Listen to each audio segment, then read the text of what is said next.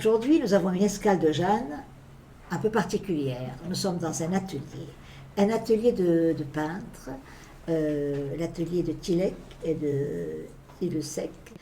Tilek nous a quittés hélas, mais son épouse continue à la fois à garder l'atmosphère des lieux, et en même temps elle peint elle-même. Tilesek, comment on dit? Tilesek. Tilesek, voilà. Donc, Tilesek. voilà. Vous êtes tchèque? Oui. Alors racontez-nous un peu. Je suis née en République tchèque, encore Tchécoslovaquie, Oui. à l'époque, il y a longtemps. Et finalement, étant jeune, à l'école de Beaux-Arts, j'ai rencontré un garçon où on était sur le même onde, on s'est compris en tout, et c'était mon mari, à l'âge de 16-17 ans. Et vous êtes venu en France et Beaucoup plus tard, on a terminé l'école et finalement assez tôt on s'est mariés parce qu'on était sûrs que nous sommes faits l'un pour l'autre, c'était évident. Côté musique, côté peinture, côté sport. Et on a eu des enfants jeunes. Premier enfant Eva, ma fille adorée. Et 3 ans après, mon fils Yann. Et la peinture, l'atelier, c'est venu quand? Mon mari, il a fait service militaire Oui. en Tchécoslovaquie. Et comme on s'est mariés, on a pris un appartement où tout de suite, comme partout, première chose, une pièce atelier. C'était notre nécessité. Bon, on a dormi quelque part, mais atelier, ça il faut faire en premier. Et il a travaillé à la télévision tchèque comme architecte de scène et comme faisait les costumes de théâtre. Et il m'a laissé élever les enfants à la maison. Moi, j'ai eu le temps pour peindre tout de suite, comme bébé était la main droite. Et il a travaillé la nuit, les soirs. Et comme ça, on a vécu 15 ans en République tchèque en faisant des expositions. Et finalement, on est devenu assez connus, déjà en Tchécoslovaquie. Mais on se dit, la vie passe. Et on veut voyager, on veut connaître le monde. On veut voir comment ça se passe ailleurs. Et ce n'était pas possible. Il a fallu partir. Le communisme, c'était pas sorti du tout. Comme ça, un jour, on a décidé, c'est le moment où il ne faut plus attendre. Parce que la vie court et plus vieux, ça va être beaucoup plus difficile de s'installer ailleurs. Oui. Bon, on a fait un voyage en Espagne où on a finalement quitté l'hôtel avec grande difficulté. On a atteint la frontière France, côté Espagne-France, à Hendaye, où on a demandé l'asile politique. Et finalement, c'était d'accord. Et on a resté à Paris. Il nous a envoyés pour nous surveiller. On était un élément pas tout à fait... Pourquoi on demande asile politique, les artistes à Hendaye, hein? C'était après la Deuxième Guerre mondiale, les premières demandes d'asile politique. Bon, on s'est installé à Paris avec dans la main l'adresse de Secours catholique. Oui. Ils nous ont accueillis 3 mois à Secours catholique. Et on était sans parler français du tout, les enfants non plus, avec 200 Deutsche Mark comme l'argent qui était de la République tchèque pour le voyage. Et finalement, avec l'école Alliance française, on a commencé notre nouvelle vie. C'est une histoire à la fois très belle et en même temps bouleversante. Oui, non, ça faisait vraiment... Bien sûr. De temps en temps très peur, mais les enfants sont sortis magnifiquement. Ils nous ont beaucoup aidés. Ils n'ont pas pleuré. Et non, ça va bien, tout va, vous réussissez. Finalement, on a ce grand espoir que cette nouvel pays, qu'on aime beaucoup jusqu'à maintenant, c'est la France. Avant de passer la parole à Alain, parce que Alain Waro aujourd'hui fait l'interview avec moi, parce qu'on va parler de musique aussi. Et avant, je voulais dire simplement que quand vous avez été naturalisé en 1989, je crois français, c'est là que l'histoire du nom entre Tilesek et Tilek a changé, je crois, n'est-ce pas? Ils ont pas voulu que vous ayez deux noms, c'est ça? Non, c'était la famille, c'était Tilesek. Oui. Mais comme deux peintres, même signature, c'était pas possible. Géry, il a décidé de couper les deux lettres pour faire différence.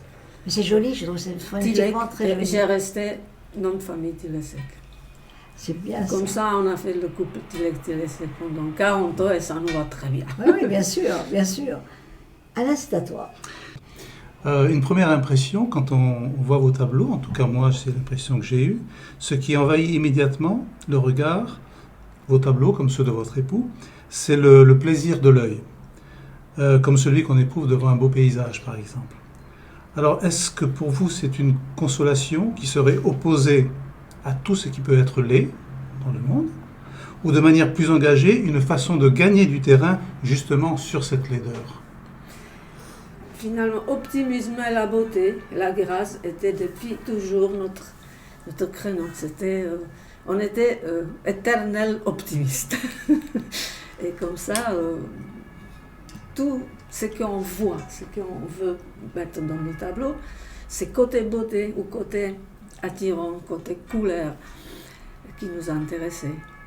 Donc faire ressortir tout ce qui est beau pour que ça se propage en fin de compte le plus possible. Quelqu'un qui le regarde, ça lui ramène la paix, la joie, l'espoir.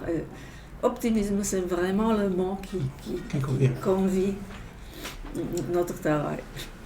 Avant de parler de votre travail à vous, je voulais revenir un peu sur Tilek. Il a toujours œuvré pour un monde meilleur, comme le disait Alain, vous aussi, mais en même temps, il a, contrairement à vous, vous êtes dans le paysage, vous êtes dans les éléments, lui, c'est plus des personnes, des formes réelles. Par exemple, des vierges, des femmes, le lys, parfois des femmes avec la bouche fermée, et en même temps, la lumière un peu façon Klimt. Racontez-nous un peu sa peinture. Il a commencé, après Beaux-Arts, des personnages réels, bien sûr, mais au fur et à mesure de simplifier la forme. Il a vécu par tous les peintres mondialement connus, parce qu'on a en nous toutes les connaissances de peinture. C'est difficile de se débarrasser d'influence quelqu'un que vous aimez. Et finalement, il a trouvé, après quelques années, vraiment sa forme, Tilek, qui a fait cette femme même très poétique. Oui. Et après le voyage au monde, il a fait toutes les femmes des races. J'ai vu ça. Comme des fées, comme vraiment des princesses, des reines. Il aimait les femmes. C'est vrai que c'est une peinture très féminine, très belle et très poétique, comme vous dites. Et costume, c'était aussi son métier. Oui. Et encore, quand on était à l'école, étudiant, on a travaillé, moi, ouvreuse, dans un théâtre, dans un opéra en République tchèque. Elle vit derrière, dans les coulisses. Oui. Ça veut dire scénographe, plus les costumes, côté derrière. Et moi, j'ai vu tous les opéras possibles. Ça nous a donné pour la vie l'amour encore plus profond qu'on a vraiment nous avons connu. C'est un opéra, votre vie, votre oui, peinture. Oui, oui. Et le ballet, tout ça, toute cette beauté de l'acte de cygne et tout ça, c'était vraiment des années qu'on a vécu au théâtre. Alors pour ces tableaux, que ce soit les vôtres ou ceux de votre époux, ils portent des titres, bien sûr, comme beaucoup de tableaux, ou des légendes, comme Vol de nuit, L'attente, ou même simplement le mot Pourquoi, qui représente une femme, justement, c'était tout en bleu. Et ces titres, donc, je les trouve certains assez mystérieux. Est-ce qu'ils voient le jour avant la création du tableau, pendant la création ou après le tableau? Et parce qu'ils semblent donner au spectateur un sens, mais parfois aussi un questionnement. Mais comme on a ouvert la galerie dans la rue de Guerre tout au début de notre séjour en France, à Paris, et c'était un ami, un vieux monsieur qui était historien d'art. Il a travaillé pour la télé à Montréal et il nous a aidés, parce qu'on n'a pas parlé encore presque du tout, difficilement français. Et il a trouvé faire le titre pour vos tableaux, c'est le plaisir pour moi. Ah, c'est joli. Et des années, il a fait nos titres uniquement lui-même, mais c'est Jiří Kempf, qui était très doué, très poète. Mais finalement, après, il est parti, il a trouvé l'autre côté de vie. Et on a essayé, selon lui, selon cette poésie qui nous a plu, continuer, trouver, demander les amis, des enfants, des autres titres pour les nouveaux tableaux. Et finalement, c'était ou donner le titre après le tableau, ou même un joli titre vous inspire faire un nouveau tableau. Mais c'était votre premier spectateur, en quelque sorte, donc c'est son émotion qu'il mettait en écriture. Oui, non mais ça beau. aussi, c'est beau. Hein, c'est très beau. Partager sa vie avec quelqu'un, c'est une chose. Travailler avec quelqu'un dans le même atelier en est une autre. Comment se passait votre relation artistique tous les deux? Chacun dans son monde, etc. Très bien, on ne se gênait pas, du tout. Finalement, comme dans la vie, comme à la cuisine, en faisant le sport, à l'atelier, c'était la même chose. Je ne voyais pas digérer la différence. On savait s'enfermer et séparer l'un ou l'autre, ou c'était pas gênant. On a eu toujours un atelier plus petit, après plus grand. On a eu une ferme où c'était un super atelier. J'ai dit, j'ai jamais pensé que je peux avoir un beau atelier comme ça.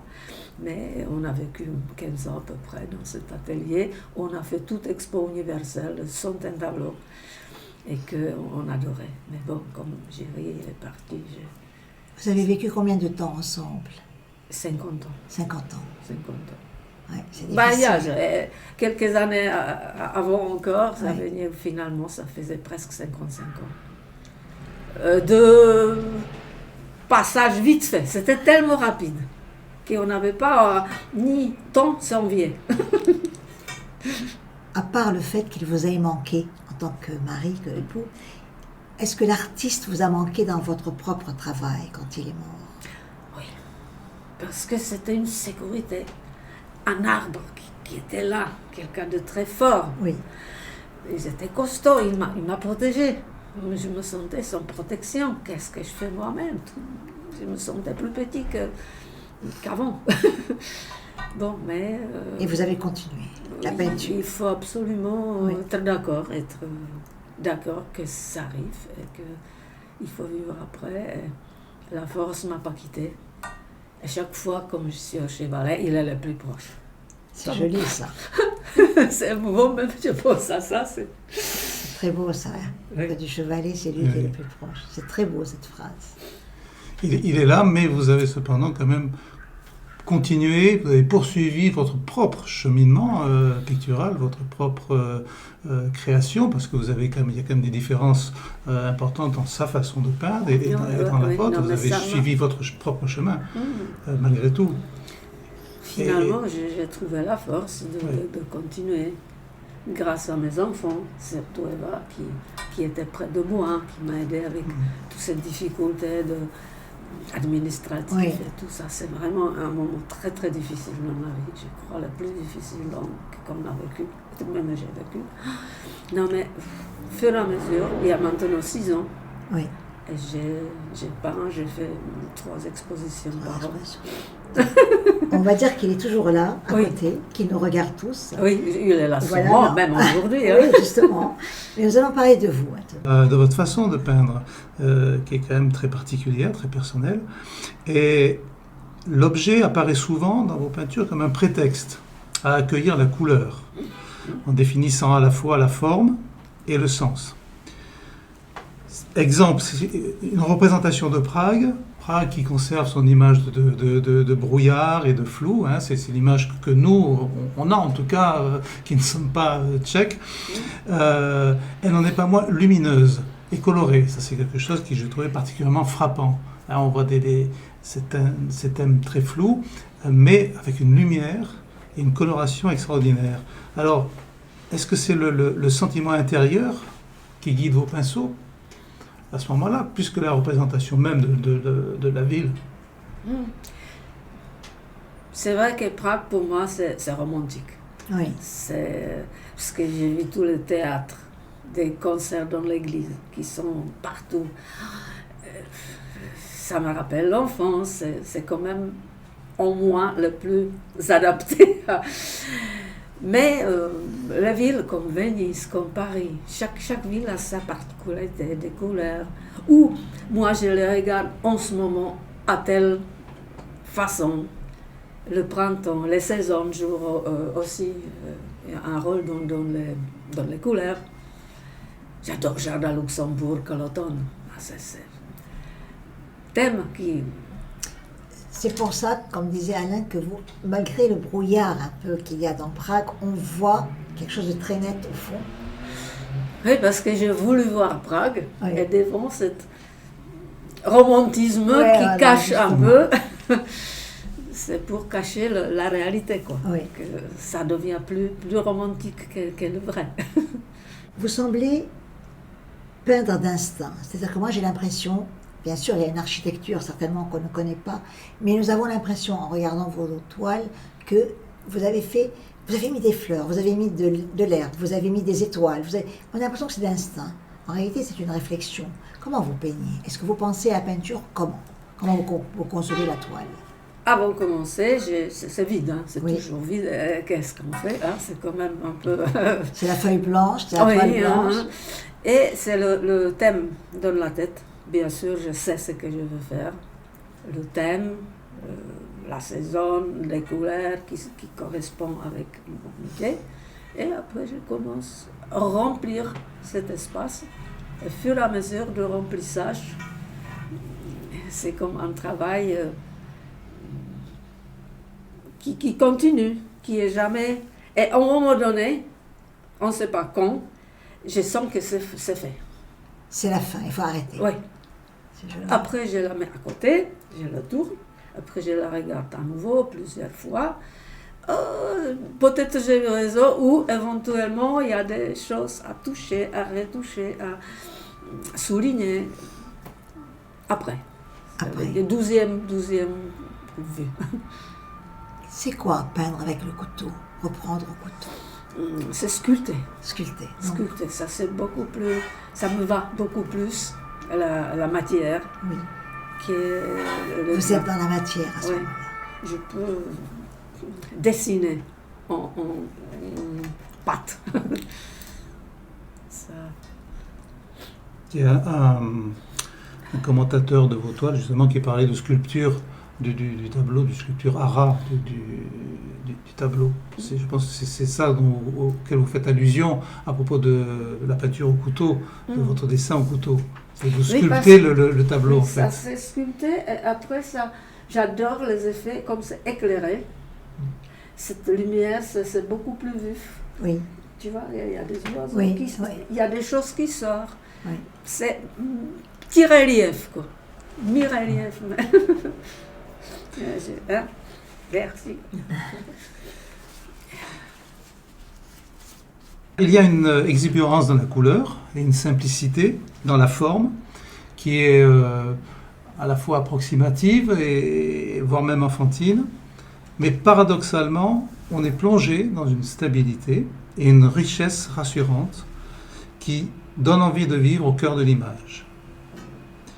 Est-ce que c'est un rêve que vous projetez sur la toile ou une réalité vécue? On rejoint un petit peu la question finalement à propos de Prague. Mhm. D'abord, c'est vécu. Après, je le projette et je le transforme par l'intérieur. Et je vois qu'est-ce que ça donne mes projections et la réalité. Et après, je la forme encore et encore jusqu'au le moment où je suis contente de ce que je voulais dire. Vous avez pratiquement, avec votre époux, fait le tour du monde, ou plus ou moins. Vous avez fait beaucoup d'expositions, partout, au Japon, à Venise, partout. J'ai regardé un peu, et vraiment, c'est très très beau. En même temps, vous avez beaucoup de couleurs dans vos peintures. Vous croyez au pouvoir thérapeutique de la couleur? Déjà pour nous, Oui, comme peintres, et pour le spectateur aussi. oui, Parce que chacun a préférence. C'est bleu qui calme quelqu'un, que c'est vert qui quelqu'un adore, qui le ramène de pouvoir. Non mais c'est peintre qui veut faire ce qu'elle veut faire. Et après, c'est le spectateur qui le transmet selon ses possibilités et ses besoins. Et j'aimerais bien si le spectateur peut être ravi ou tranquillisé ou adoré ou qui ça rapporte quelque chose de bon pour quelqu'un qui regarde le tableau. une sérénité, Oui. l'apaisement. Oui.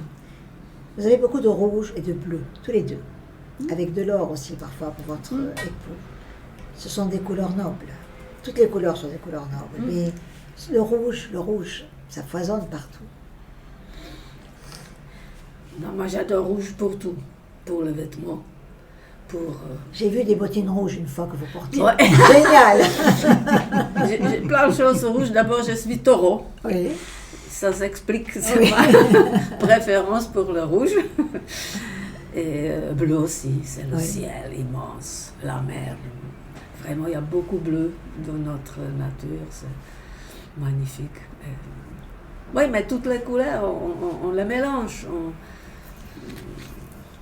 Il faut utiliser tout pour réussir. Or, c'est magique. Qui bouge beaucoup, qui change avec la lumière. Vous mettez une bougie. Le tableau est complètement différent. Vous avez une relation avec les éléments aussi. La lune, le soleil, les étoiles, on l'a dit tout à l'heure, mais je le répète encore. Vous parlez tout à l'heure, vous l'avez dit d'ailleurs, vous avez devancé la question, l'immensité. Vous avez besoin de ça. Oui, c'est d'abord la mer, c'est magnifique. Tous les tableaux qui sont faits, le thème mer, les bateaux où on peut se promener ailleurs, des voyages qui étaient magnifiques. On a vraiment fait 3 fois tout le monde. Parce que notre départ de Tchécoslovaquie, c'était pour voir le monde. Oui, C'était pas la migration pour rien d'autre qu'artistique. oui, On a voulu vivre dans dans le monde. dans le monde. Parce que la curiosité, Oui. comme on vit en Afrique. Et ça nous a arrivé finalement remplir nos envies. Et les tableaux sur les différents pays, c'était très intéressant. Sur les Afriques, on a fait Expo universelle qui était 2005 au Japon. C'était sur le thème 5 continents. On a fait ce grand voyage. Oui, Et 5 continents étaient visités. Et chacun fait 10 tableaux sur un continent. Qui Oui. sont très différents, très particulièrement Afrique, c'est des couleurs, des magies, d'Afrique. oui. Le Japon aussi a compté pour Oui, vous. Japon, on a vécu pas mal de Oui. voyages au Japon qui étaient pour nous un découvert d'un pays tout à fait qu'on n'a pas connu. Déjà les cérémonies de thé, magnifiques, ils sont tellement concentrés. Avec des fleurs, ils se comportent, les femmes et les fleurs, j'adore parce que j'ai appris chaque matin, les japonaises, ils sortent les fleurs et ils font de nouveaux bouquets. C'est de l'art tout ça. C'est l'art, c'est vraiment profiter de toucher les fleurs et les composer différemment chaque jour. Ça, j'ai fait depuis le Japon, je le fais moi-même. Oui, Et vraiment toucher et remercier aux fleurs pour leur beauté. c'est beau. Vous avez donc beaucoup observé le monde, hein, entier autour de vous, mais je crois que vous l'avez aussi beaucoup écouté. Si on veut pour preuve le fait que la musique revient régulièrement comme sujet dans vos toiles, ou sur les titres de vos toiles d'ailleurs. Et donc je me dis que la musique revêt une importance toute particulière. Est-ce qu'elle vous accompagne au moment où vous êtes en train de peindre? Est-ce que vous mettez de la musique dans votre atelier, par exemple, qui soit vous inspire ou vous porte ou vous aide? On porte ailleurs, d'ailleurs, c'est premièrement. Parce que vous êtes à l'atelier, c'est toujours pareil. Bon, pour voyager ailleurs, même restant le même endroit, c'est la musique qui vous emporte. Et n'importe quel thème que je veux faire, je trouve la musique qui va avec, que nous accompagne et que finalement c'est beaucoup plus facile de se concentrer pour ça, ce que vous voulez dire, ou vous voulez faire. Parce que la musique toute seule vous ramène vers là. Et alors, la peinture, je pourrais dire que c'est l'art du silence, puisqu'on regarde, mais on regarde dans le silence. Ça ne veut pas dire que la peinture ne parle pas, bien sûr, ne dit pas, au contraire. Et on dit souvent que la musique commence là où les mots sont insuffisants. Est-ce que vous pensez qu'il en va de même avec la peinture, c'est-à-dire que la peinture va au-delà de ce que peuvent dire les mots? J'espère. J'espère, parce que les mots sont importants, mais dans la peinture, on est ailleurs sans parler, c'est plutôt rêver, plutôt chercher en vous-même une inspiration que vous voyez, que vous ressentez sur le tableau. Et les mots, par exemple, vous lisez le titre qui va avec, qui peut aider à comprendre peut-être plus ou vous conduire vers ce que plus vrai. Mais je crois que le tableau doit parler lui-même. Lui-même. Tout seul. Je voulais simplement savoir, le mot atelier, parce qu'il revient souvent, et le mot romantisme, il est revenu souvent. Qu'est-ce qu'un atelier pour vous? C'est le refuge? C'est ma maison, je vis dedans, je me sens super bien chez moi, avec moi. Et atelier. C'est la créativité aussi. Oui, c'est le refuge où je suis dans mon coin avec la musique et tout de suite les idées viennent. Oui. Déjà, ça commence par exemple dans la rue, je vois une composition, je dis ça je veux faire, ce modèle, ce type ou cette couleur, mais je reviens à la maison et ça réalise tout seul ce que je veux, Mais c'est le lieu où on se sent en sécurité. Oui. Moi, j'aimerais bien vous dire merci infiniment, merci beaucoup, mais je ne sais pas le dire en tchèque. Comment je le dis? Děkuji moc pěkně. Děkuji moc pěkně. Děkuji moc pěkně, Jeanne. Děkuji moc pěkně. Donc, c'était super sympathique. C'était très très sympathique. J'ai eu un peu peur parce que je ne suis pas trop douée pour parler. Mais ah, c'est formidable. J'espère que... Moi, j'ai passé un super bon moment. Mais nous aussi. En même temps, nous sommes très émus parce que nous avons pénétré dans l'atelier, mais en même temps dans le monde de vous deux, de Tilek et de Tilesek. Et en même temps, on a parcouru aussi votre monde et d'une certaine façon, le monde. Merci beaucoup, beaucoup, beaucoup. Voilà. Děkuji pěkně. Děkuji pěkně. Répète. Děkuji pěkně. Ah non. Je ne suis pas très doué. Un grand merci, vraiment. Merci beaucoup, beaucoup. Merci. C'était donc Escale de Jeanne. Nous étions chez Tilek et Tilesek, donc surtout avec Tilesek. Nous avons passé un très bon moment. C'est une escale assez particulière parce que nous sommes dans un atelier de peinture. Il y a un monde ici, un monde très émouvant, à la fois romantique et à la fois plein d'une certaine bonté et de la beauté.